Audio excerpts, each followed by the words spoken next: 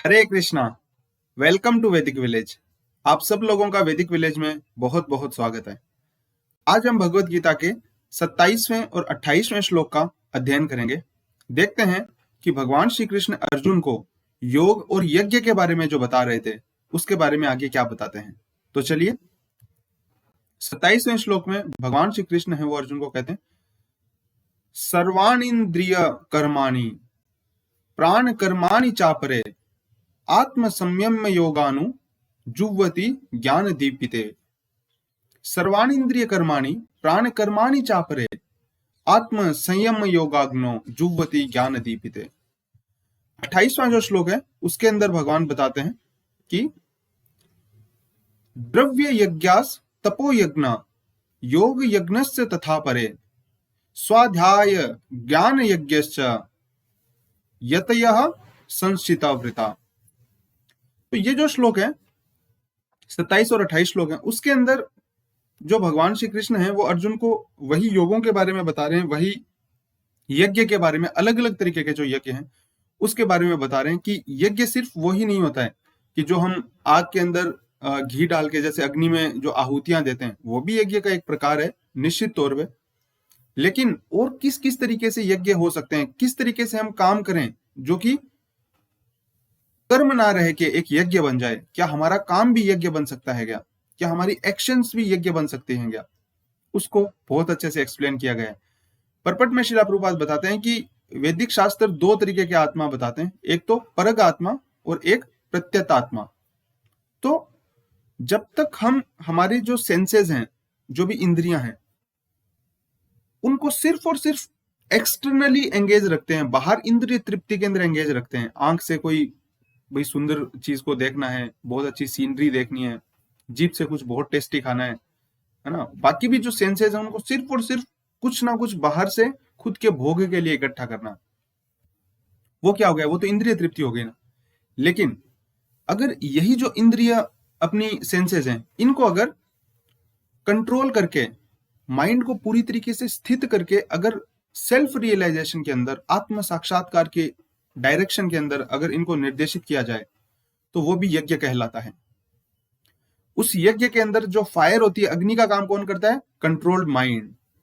और ओब्लेशन क्या होता है? ओब्लेशन मतलब जो आहुति है वो क्या होती है? आहुति होती है जो सेंसेस के जो फंक्शन है, जो बाकी इंद्रिय तृप्ति में लग रहे थे वो अब बाहर नहीं लग के, और वो सब के सब एज ए आहुति है, उनका जो भी एक्शन है वो किसको दे दिया जाता है?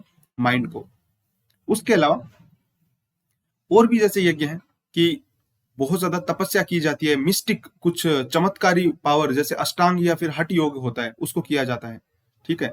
उसके अलावा कई बार बहुत ज्यादा तपस्या की जाती है, ऑस्टेरिटी की जाती है कुछ प्राप्त करने के लिए, भौतिक सिद्धि प्राप्त करने के लिए। तो कोई भी जैसे अपने पास मेटीरियल चीजें होती हैं, ठीक है, फॉर एग्जाम्पल हॉस्पिटल खुलवा दिया है ना, या तो फिर कोई दान धर्म का पुण्य का काम किया, तो वो भी तो अपनी संपत्ति को यूज लेना हो ना, आहुति दी ना उसकी, तो उसको कहा जाता है द्रव्यमय यज्ञ।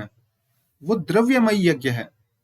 और जो अगला होता है जिसमें खुद की शरीर के साथ तपस्या करके कुछ हासिल करने की कोशिश की जाती है, वो तपोमय यज्ञ है, तप किया जाता है उसके अंदर, है ना। हठ योग जैसे है वो तपमय यज्ञ हो गया।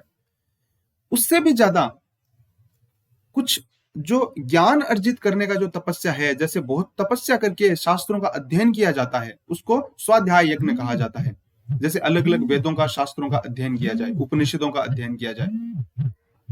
और जो सबसे स्पेशल जो यज्ञ है, यज्ञा नाम जप यज्ञोस्मि, भगवान श्री कृष्ण बताते हैं कि सबसे बड़ा जो यज्ञ है, जो इन सभी यज्ञों से एकदम अलग है, इन सब अभी तक के जो यज्ञ थे उनके अंदर कोई ना कोई मोटिव है ना। उनका अल्टीमेट जो गोल है वो जरूर लाइफ के अंदर प्रोग्रेस करना है। कोई भी यज्ञ हमने जो बात की, हठ योग हो, पतंजलि का अष्टांग योग हो, उनके अंदर कहीं ना कहीं कोई ना कोई खुद की डिजायर, सेल्फ एक सेल्फिश डिजायर जरूर है। भले ही वो भगवान के एक भगवान का जो स्वरूप है उसमें मर्ज होना हो, है ना, कि भाई आत्मा और परमात्मा का मिलन करवा दो, मर्ज करके दुखों को खत्म कर दो, लेकिन उसमें भी स्वार्थ ही है कि मैं खुद के लिए सोच रहा हूं। जो सेंटर है वो सेल्फ के अंदर रखा जा रहा है, खुद को सेंटर में रखा जा रहा है। कृष्णा कॉन्शियसनेस जो है, कृष्ण भावनामृत है, वो इन सब योगों से किस तरीके से अलग है, क्योंकि इसमें खुद को सेंटर में नहीं रखा जाता। डिवोशनल सर्विस जो है, भक्ति योग जो है, उसके अंदर भगवान सेंटर के अंदर होते हैं। एक भक्त जो होता है वो ये भी डिजायर नहीं करता कि मेरे को पुनर्जन्म हो नहीं हो। श्री चैतन्य महाप्रभु शिक्षाष्टकम में बताते हैं, मम जन्मनि जन्मनि भवताद भक्तिर अहेतु की त्वयि। मम जन्मनि जन्मनि, चैतन्य महाप्रभु कहते हैं मेरे को तो लिबरेशन भी नहीं चाहिए, मुक्ति भी नहीं चाहिए।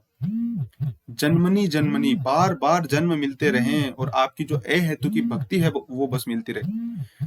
जो एक डिवोटी है उसकी सिर्फ और सिर्फ एक ही डिजायर होती है, भगवान की डिवोशनल सर्विस।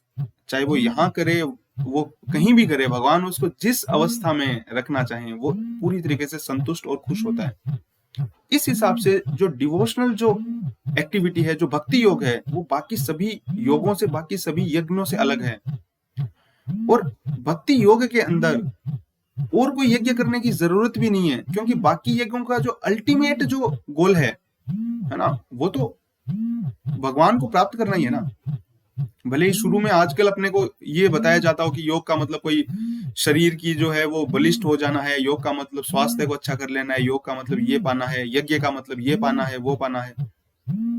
लेकिन अंततो गत्वा तो भोक्तारम यज्ञ तपसा, भगवान श्री कृष्ण बताते हैं कितनी भी तपस्या है, कितने भी यज्ञ हैं, उनके भोक्ता तो स्वयं भगवान है। और उनका जो अंततो गत्वा जो गोल भी है वो भी स्वयं विष्णु है, वो भी स्वयं भगवान है। लेकिन अगर डिवोशनल सर्विस में एंगेज हो जाए तो वो जो यज्ञों के जितना भी उनका एक रिजल्ट है वो तो ऑटोमेटिकली ही अचीव हो गया। बाकी किसी यज्ञ को करने की जरूरत ही नहीं है। भगवान की जो डायरेक्ट डिवोशनल सर्विस है वो एक सबसे ऊंची पोजीशन है, वो एक सबसे ट्रांसेंडेंटल पोजीशन है। और इसीलिए भगवान का बोनाफाइड जो डिवोटी होता है वो पूरी तरीके से ट्रांसेंडेंटल है, किसी भी मटेरियल जो कंसीडरेशन हम करते हैं उन सब से परे है।